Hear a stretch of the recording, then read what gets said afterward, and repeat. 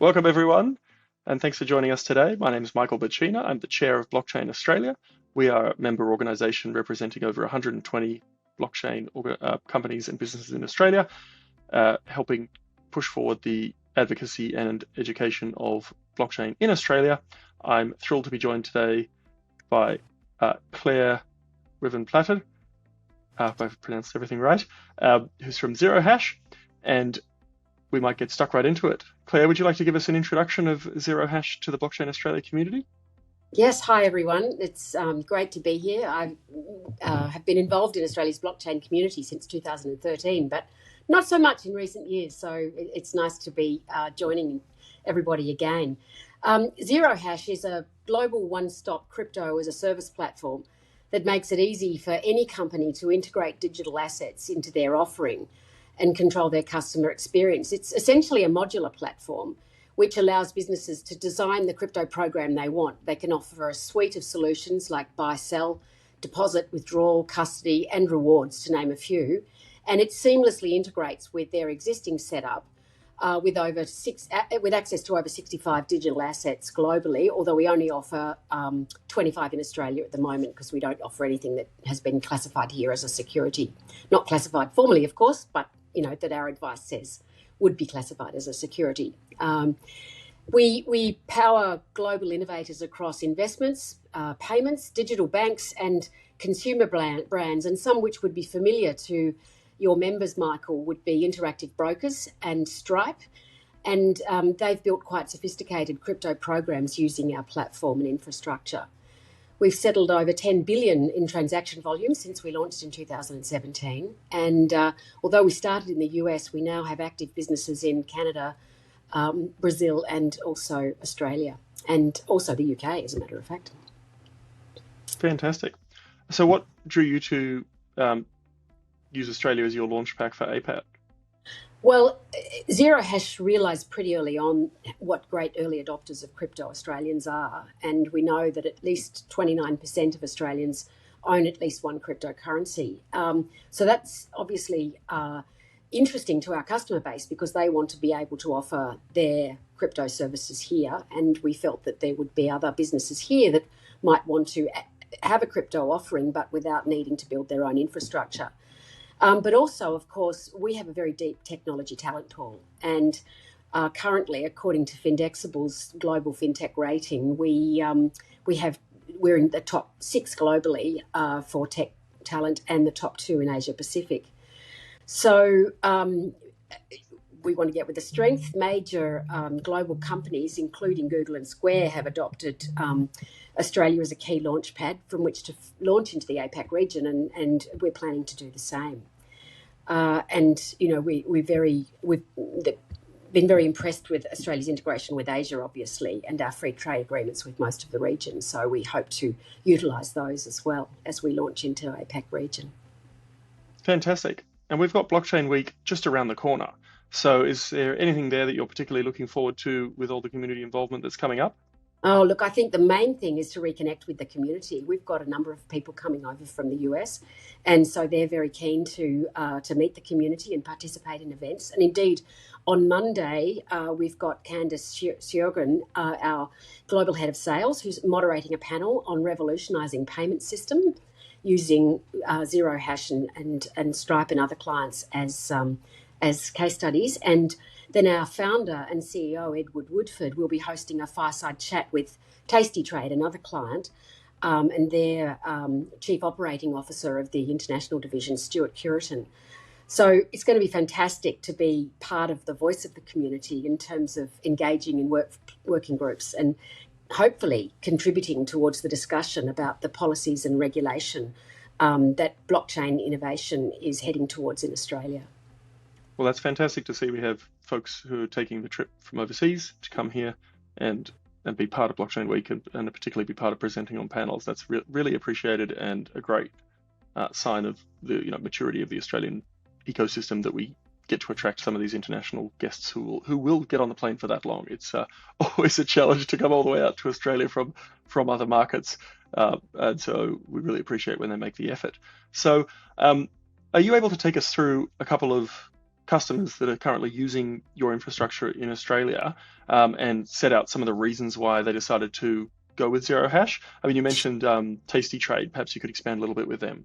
Yes, well, currently in Australia, we're powering Tasty Trade and Futu, and we're in discussions with quite a number of others. In fact, the Blockchain Week was a golden opportunity for us and Candace's. In fact, we've got lots of meetings with some really interesting people who are keen to explore the offering further. But Tasty Trade and Futu in particular, Tasty Trade was very excited at the opportunity to fully integrate Zero Hash into their clearing form, which provides a straightforward way for them to offer crypto trading to their users.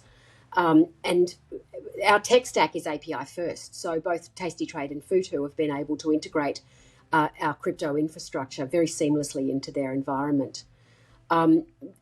In Australia, I think I mentioned we offer 25 digital assets, and 3 of the top 4 most popular being Bitcoin, Ethereum, and Dogecoin.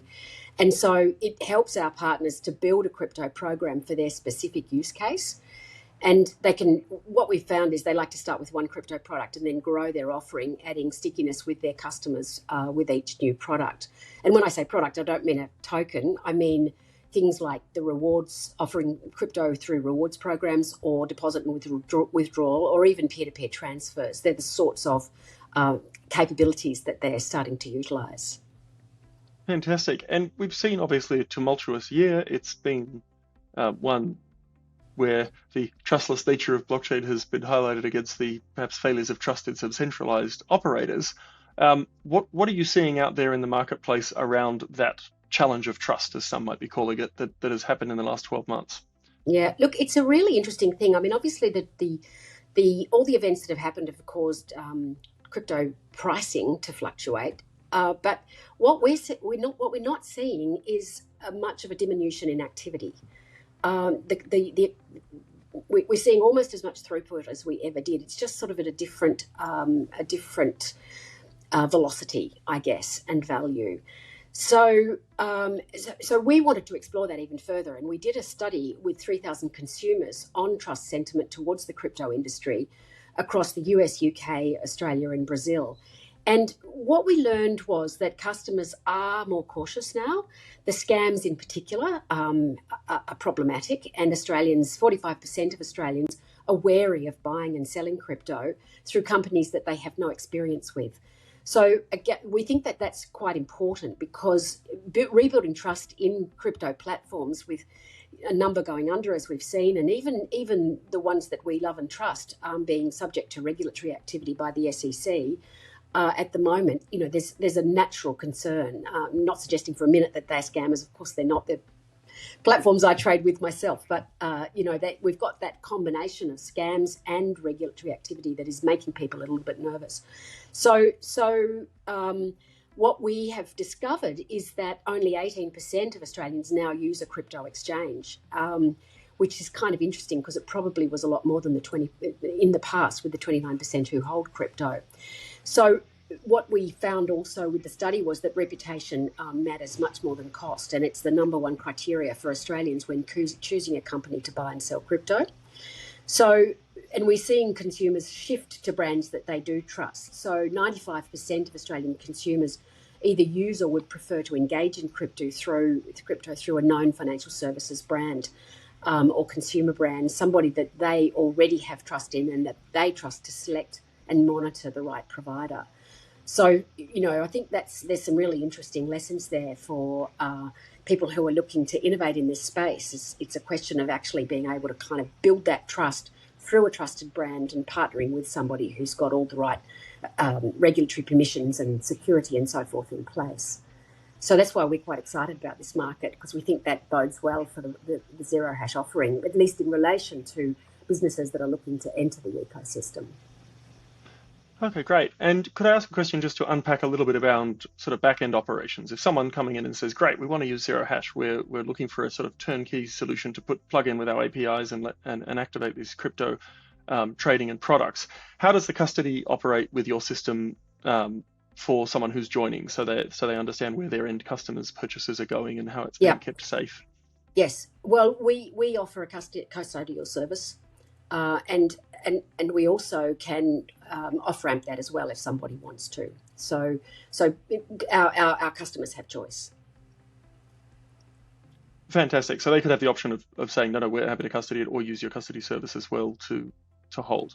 Absolutely. Excellent. Well, that certainly has been emerging as we're seeing regulation come along. Licensing and custody are two pretty strong areas that are likely to come down the path throughout this year. Are there plans for Zero Hash to be involved in making submissions to Treasury around the coming licensing? Absolutely. We've already made one submission to Treasury to Andrew Bragg's working paper. And we're very keen to sort of bring the regulatory expertise that we've gained through working in multiple jurisdictions overseas and lending that expertise to the conversation in Australia. At the moment, all crypto businesses have to comply with what's there, which is not necessarily fit for purpose. So like everybody, we've got ideas about what we think works and what will work better going forward. And we're very keen to contribute to that debate. Excellent. Well, we certainly would welcome your voice being added to the many Blockchain Australia members who are taking part in those consultations and helping to educate government and the public and academics and everyone on the benefits of this technology, so that unfortunate narratives that have gotten a bit more steam lately around the technology itself are, I suppose, corrected, and we can look towards the benefits, realizing benefits of blockchain rather than people focusing on risks or downsides, particularly where we have an economic environment where innovation and jobs and growth will become increasingly important for the community. So let me congratulate you, Michael, on yes. Blockchain Australia's submission to the consultation. It was a really good piece of work. And if our submission is short, it's because we would happily adopt many of the submissions made. So well, it's a big team effort from those members who thankfully are really generous with their time and expertise to get involved.